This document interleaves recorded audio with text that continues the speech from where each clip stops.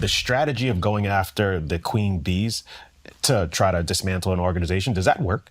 Like, so there were mixed success. We have found that one of two things usually happens. If you attack a queen bee either before or the head of a terrorist cell, if you attack the head of the cell before they're able to create a succession plan, and or if they are in control of the cell and they don't trust their people, if you kill that person, the cell melts down because they have no leadership, they have no organization, they have no plan.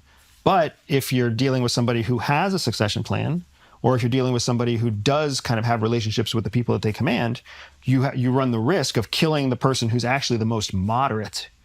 And then the next person to rise up is worse. Because it's like, I feel like Israel did a great job targeting a lot of the Hamas leaders, but they seem to still be doing their thing over there. I actually don't know. Yeah, so we don't get accurate information. But Israel did a phenomenal job in the way that they targeted their leadership because they hit all the leaders at once, right? Or the majority of leaders at once. So now it's like you have no logistics, and you have no communications, and you have no military leadership, and you have no civilian core, connection to the government. Like, we've killed 9 people. There's only 3 left, and those 3 are in hiding. What the fuck are you going to do? And then succession plans start to kick in, but it's not like the succession plans were ever serious because there was never an imminent threat to the leadership. So, and then they did the same thing with Hezbollah, and then they've tried to do the same thing with Iran. So why is Hamas still such a threat? I don't think Hamas is the threat that they claim it is. I think now Netanyahu is trying to deliver a campaign promise, essentially, where he's like, I'm going to rid us of Hamas. We also, again, to reiterate the whole, like, Israel's like the shitty 401k, right? Israel's like the shitty 401k. We don't like it, but we still have it. Right. Which means we have Netanyahu. Netanyahu's on trial for corruption charges in Israel. Yeah. He knows that as soon as this whole fucking thing ends, a civilian trial begins. And he knows that half his population doesn't agree with him or more. And he knows that there's 0% of the international community that's going to come to his side. So he has one hope: cause as much damage to enough Israeli enemies as possible so that when the civilian courts look at him, they're like, you did some really important stuff for us and for our children for the future. So we're either going to waive the sentencing or lessen the sentencing or let you live out your days retired and whatever, or we'll let you go to the United States and live in New York. It is a bold risk, and I don't know that it's a risk. I think it's kind of a selfish risk because I think he's doing a lot more damage internationally for Israel and for Jews internationally. I think they're facing a lot more scrutiny because of this one guy's actions. And I don't disagree with you, and I think there's plenty of voices out there that would say the same thing. Yeah. That's when you have to think about the calculus. If you're Netanyahu, what is your calculus? First and foremost, survive, protect yourself. Yeah. No, I get it. It's reckless, but I do understand where it comes from. Okay, I'm gonna let you choose your own adventure. Ooh. You're promoting your book, Shadow Cell. Great book. Thank you. Did you actually read it? Or you just being nice? What was your favorite part? The summary I read on ChatGPT was incredible. Riveting. I really liked the cover. The cover was killer. No, the summary I read was riveting. I really wish I had read the actual book. And I will. I read a lot of books halfway through. When will you read it? You will be one of those. What date will you have read it? It's all right. I have to read a Jack Reacher novel, and then I'll read about real spies. Nice.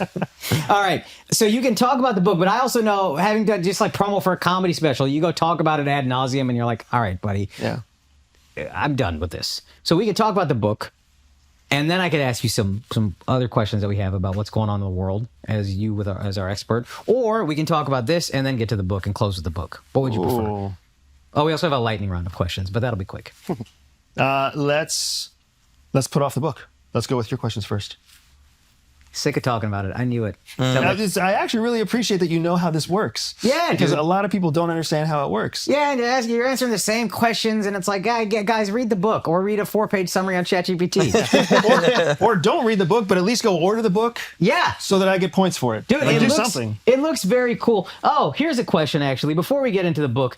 So my understanding of this book from ChatGPT and Mark is you basically, this is a CIA mission. You are allowed to talk about it. You could have said every country, every name, everything, but you made a deal with CIA to say, hey, you guys can help me with this book and I can protect these names, or I can do this on my own without your help, and it's going to get a lot more publicity, and I'm going to get on national bestseller lists, whatever. What would you rather do? Close. Okay. That's Mark GPT was a little bit inaccurate. So my wife and I were very committed when we wrote, because this is our operational memoir. It's your life. Yeah, this was our operational memoir. I really wish I had taken it more seriously and read the book. It's You're all good, in man. danger. It's all good. It's all good.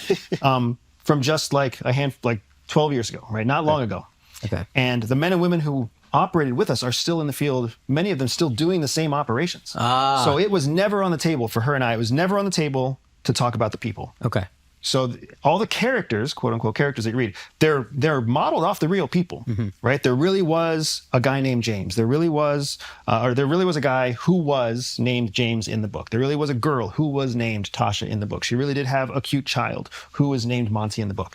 All right, so everything's real, but we didn't want to give the real people because the country where this took place is for sure going to know that we're talking about them. Okay. Because they have my face, they have my file, they have my records, they have my travel details. They know me. Yeah. And they know that if I wrote this book, it's about them. And they're going to be pissed. Yeah. Well, what I didn't want to do and what my wife didn't want to do, we didn't want to give them enough information to reverse engineer and find the other people.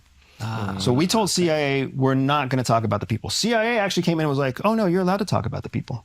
You just use the first name of the true first name and their last first initial. And we were like, that's a policy thing. That's a stupid operational rule. So we're not going to touch the people at all. But we are going to talk about where it really took place. And in 2021, when we told them we wanted to do this, they gave us approval. But by 2022, when we finished the manuscript, the whole world had changed. Right? Multiple global events happened in 2022. I'm sure you can wrap your minds around it. And it changed the landscape of geopolitical pressures against the United States. And then they came in and they said, that book that you wrote is classified from beginning to end. It'll never see the light of day.